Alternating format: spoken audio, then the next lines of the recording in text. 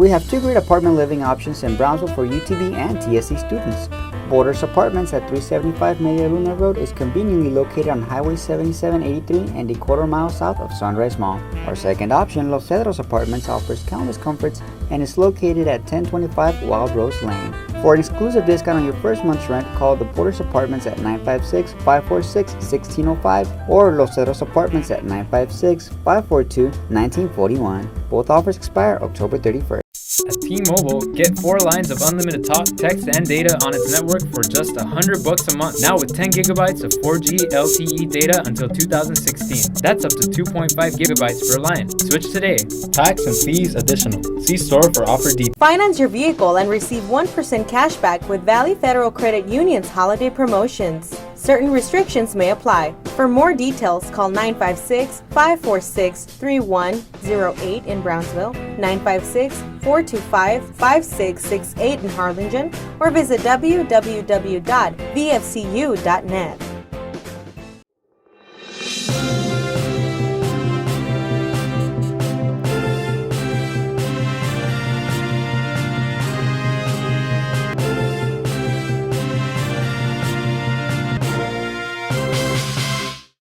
Hello and welcome to the Collegian News Webcast. I'm Clady Quesada. And I'm Monster Castillo, here to bring you this week's stories.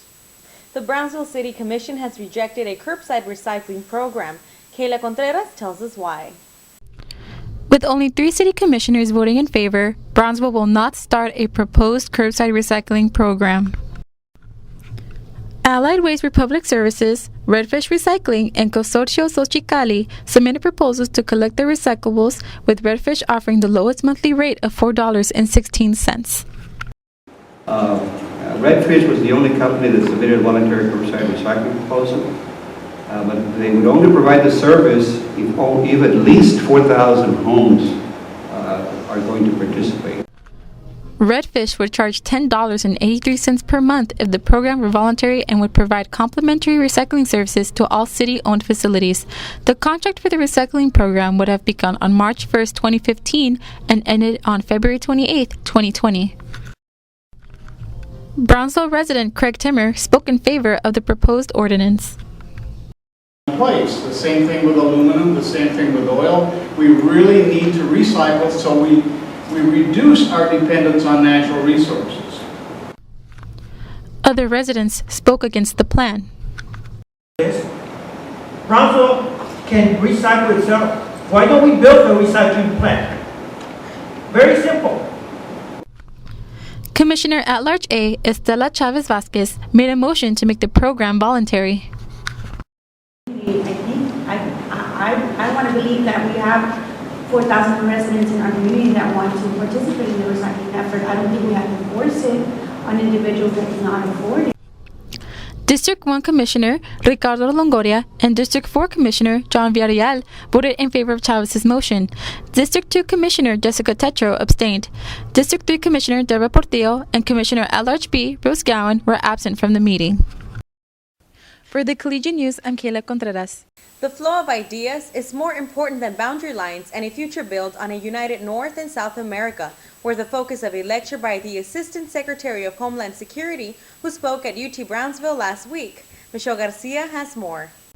Alan Burson, Assistant Secretary for Policy for the U.S. Department of Homeland Security, urges the audience to think about a future where the U.S. and Mexico respect each other's sovereignties and to help make that a reality. Those of you who live and work on the border actually will create the future that will be a border that is a place to move by rather than to stop. He also wants people to become better informed in order to make the border a secure place to live. Differently about the future that exists between our countries.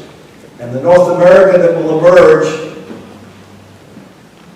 will be a terrific place for your families and the families of Mexico and the United States and Canada.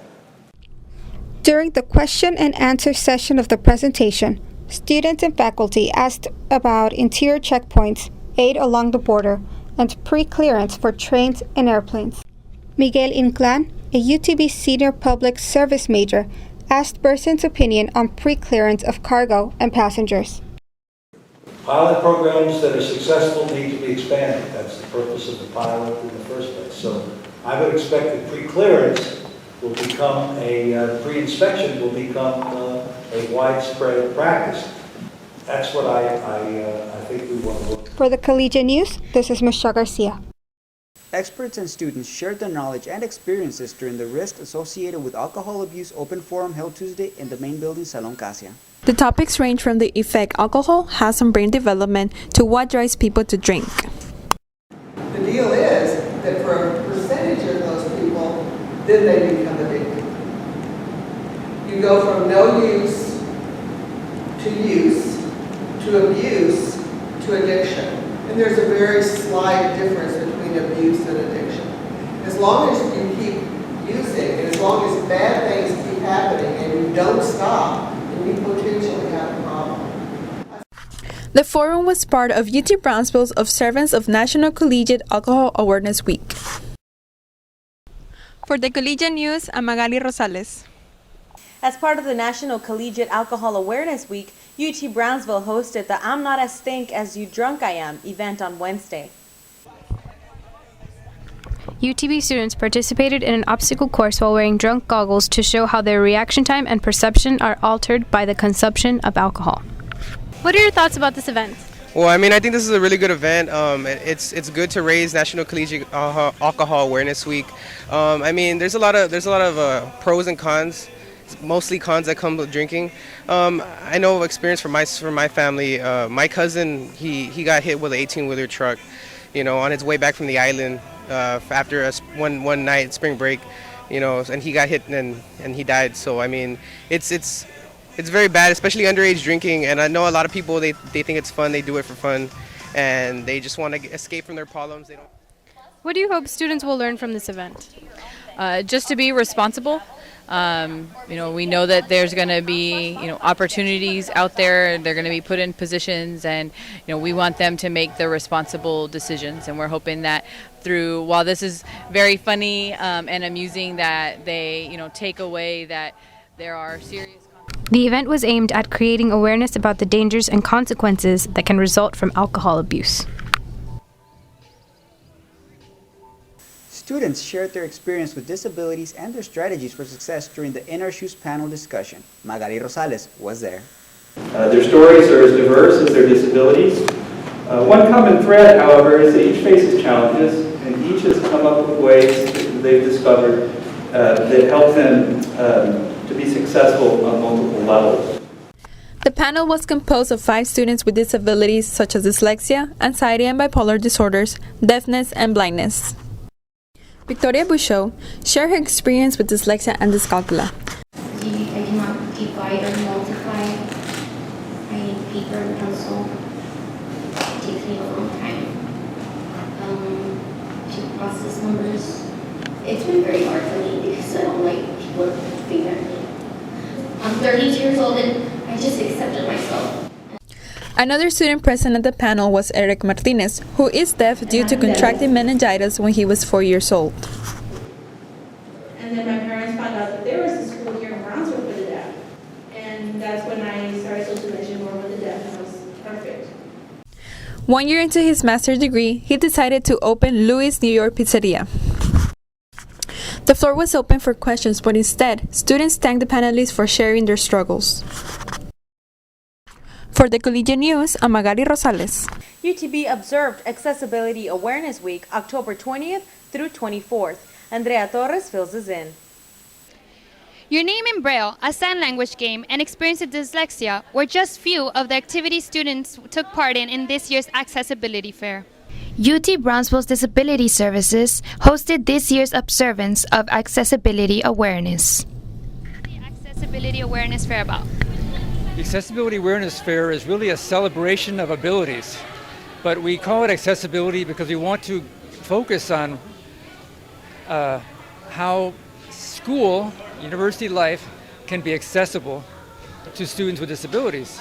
Meaning, for example, sign language for deaf people, Braille for some blind people, using technology like tape recording and obviously digital books for listening for students who needed that.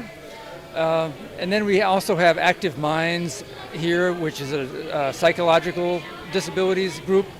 And so we're just trying to educate people about what makes up this world of, we have this beautiful people, a diverse human family. Some people have disabilities, but we at the university have a responsibility to make it accessible. In the sign language bingo game, students competed while learning words in American Sign Language. And which one of these activities was your favorite? The bingo, because I actually got to do the cards. So doing the cards kind of taught me how to do the sign language for the words. For the Collegian News, I'm Andrea Torres. Here is Monica Gudiño with this week's Before and After Halloween edition. In this week's Before and After, we turn Collegian Webcast editor Albert Garcia into a zombie. To make Garcia's transformation possible, we used liquid latex, vampire blood, a witchy latex appliance that made it look like he had a cut across his cheek, fuzz Poe, fake skin, black and white makeup, zombie rod, and blood gel, all made by Fun World, and that together costs about $70 at Party City. He picked the zombie transformation because he has a fascination with zombies. He said, "The undead concept defies reality."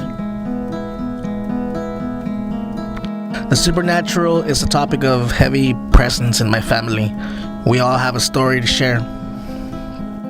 One of the scariest things that ever happened to me involved my bed sheets being pulled off me in the middle of the night.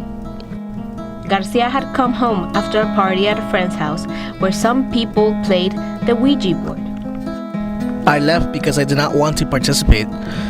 Woke up the night when I felt my sheets fly off me, and when I tried to get up, I felt what I thought was a foot pressing down on my chest and not letting me get up. I couldn't even speak or shout. I began to tap on my wall, and my dad came and knocked on my door. When the knock was heard, the pressure came off and I was able to get up. Scariest thing ever. For the Collegian News, I'm Monica Gudiño. Here's Alberto Garcia with this week's 15 seconds. This week, we asked students to share their scariest experience with us. This is what they had to say. I was at the Camille Playhouse here in Brownsville, and as I was walking across stage, I saw someone sitting in the house, and as I turned over, no one was there, and they told me that there were ghosts there, so it was kind of scary. There was one time I was in a dream, I guess. I was laying in bed, and I woke up multiple times, but it seemed like I could never get up. And every time I would wake up, everything would be happening like it was if I was awake. But after about 4 or 5 times, I guess I finally woke up and I was able to move. In between that, I couldn't even do anything. I'd try to move, but I'd stay stiff and stay asleep. It's kind of crazy. I'm glad I woke up. Pues más que nada en mi casa, cuando todos ya están dormidos y ya es noche, pasadas las 12 nada más, ya se empiezan a escuchar ruidos, se empiezan a abrir cajones, o bueno, es el ruido nada más, y también crujidos de las ventanas. Y pues están todos dormidos, no puede ser nadie más.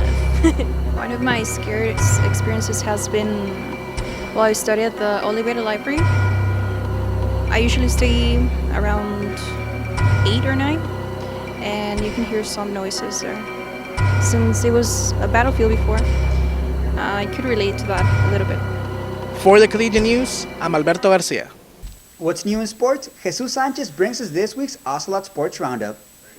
The number 7 ranked UT Brownsville men's soccer team will face off against the Huston-Tillotson University Rams at 3 p.m. Thursday and against the University of St. Thomas Houston Celts at 7 p.m. Saturday for its senior night game. Both games will be played at the Brownsville Sports Park.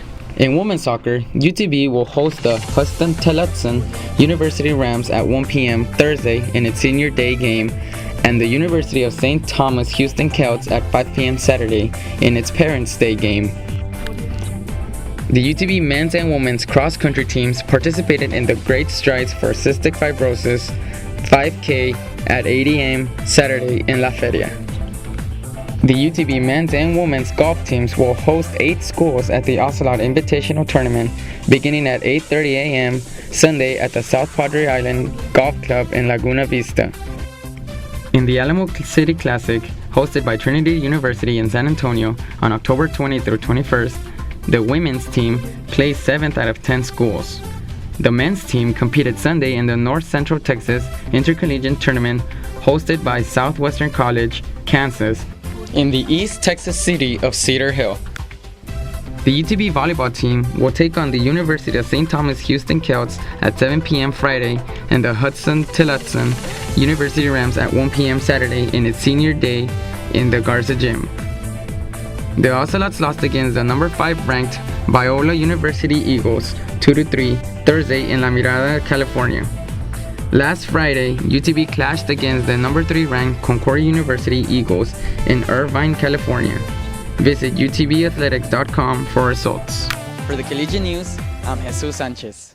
Thursday night, the Collegian took the Shades of Haunted History Downtown Walking Tour to see some haunted places in Brownsville. Oscar Castillo has the spooky scoop. Professor Emeritus Anthony Knopp hosted the Shades of Haunted History Walking Tour. He led the group to many buildings throughout downtown, one of them being the first Cameron County Courthouse. He also talked about the hanging tree behind the courthouse. Afterward, Knopp took the group to Galleria 409 for a presentation by Mark Clark, Galleria 409 director. And this one guy who apparently had drowned in the river when he was 6 and then got resuscitated. I mean, he saw the white light was moving towards it, and he started doing chest compressions, and he came back to life. And since then, he says, "I'll see dead people." Well, he went down into my basement and took photographs that showed people floating in the air, faces on the floor, and one of the pictures that he took was like the building wasn't here, and it was like the way this scene used to look in 1846 when the river was just right there at Levee Street. There were 2 guys standing in the photograph. And it's like... What makes you so passionate about the history of Brownsville? It's kind of interesting. I hope this isn't too lengthy an answer. But when I first came down here, I didn't want to get involved with local history because I thought it was so boring.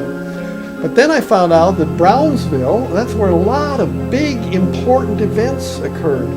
The war between the U.S. and Mexico started here. Civil War battles started here. The Mexican Revolution washed over to this side in some respects. So it's been a fascinating place at the intersection of international events and history. For the Collegian News, I'm Oscar Castillo. Thank you for joining us this week. I'm Clary Quesada. And I'm Oscar Castillo. Have a great week. Have a very spooky Halloween.